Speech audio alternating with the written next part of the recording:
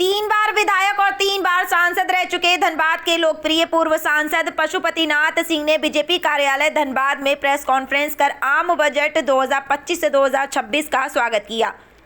आपको बता दें कि श्री सिंह ने मोदी कैबिनेट के द्वारा प्रेस किए गए बजट को अब तक का सबसे लाभदायक बजट बताया और साथ ही बता दें कि श्री सिंह ने इस बजट को मध्यम वर्गीय परिवार के हित में नौकरी करने वालों के हित में सबसे ज्यादा लाभदायक बताया।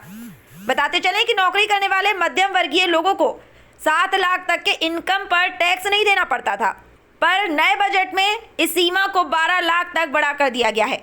आपको ये भी बता दें कि पहले 12 लाख के इनकम पर 75,000 के करीब टैक्स भरना पड़ता था, जो नए बजट में बिल्कुल शून्य कर दिया गया। इसी प्रकार कई नई योजनाओं को भी इस बजट में ध्यान में रखा गया है, जैसे 200 नए एयरपोर्ट, डॉक्टर की बहाली, लघु उद्योग के लिए लोन आदि को भी ध्यान में रखा गया है। धनबाद से आशीष कुमार की रिपोर्ट। को व्यापारियों को के हित की रक्षा इस बजट के द्वारा की गई है। जो नए कर प्रावधान का प्रस्तावना है, जिसमें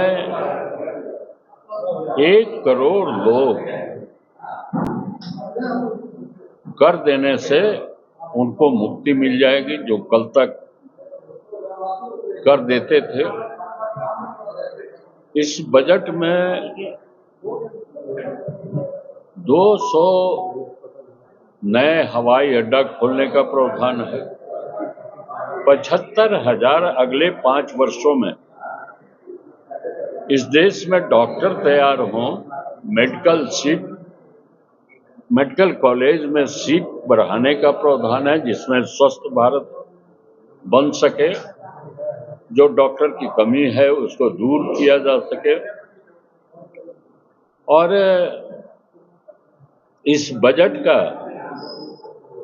अगर हम देखेंगे तो हर एक स्लैब में कर में छूट दी गई। मध्यम वर्ग के लोग ज्यादा खुश हैं कि हमें 12 लाख तक कमाने वाला को कोई कर नहीं देना पड़ेगा। पहले 12 लाख को कमाने वाले को 70-75 हजार रुपया टैक्स लगता था, उससे मुक्ति मिल जाएगा। निश्चित रूप से हम सब प्रधानमंत्री माननीय नरेंद्र मोदी जी को और देश के वित्त मंत्री माननीय सीतारमण जी को हृदय से बधाई देता हूं। और इस बजट का विरोधी भी बिंदु सह उसका कहीं क्रिटिसाइज नहीं कर पा रहे हैं, सिर्फ कह रहे हैं कि दिशाहीन बजट है। किस बिंदु पर दिशाहीन है यह विपक्षी पार्टियां बतला नहीं पा रही है। वह किन कर्तव्य विमूढ़ है कि हम बोले क्या इस बजट पर, किसके खिलाफ बोले, किस बिंदु पर बोले। तो निश्चित रूप से यह जनता की नब्ज को पहचान कर जनता क्या चाहती है उसके अनुसार यह बजट बनाया गया है। और इस बजट को समय पारित कर पूरे वर्ष तक विकास को गति मिले, उसके लिए नई परंपरा मोदी सरकार ने लागू किया। ये जहां 28 फरवरी को बजट पेश होता था, वहां 1 फरवरी को बजट पेश कर कि इस वित्तीय वर्ष में ही यह पारित हो जाए और 1 अप्रैल से वह बजट कार्यरूप में काम करना शुरू कर दे। यह रेलवे का जो 252 करोड़ रुपया अलग से प्रावधान इस बजट में हुआ है कि रेलवे विकास करे।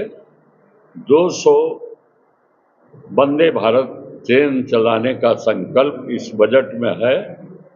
6500 सीट IIT में बढ़ाने का संकल्प इस बजट में है।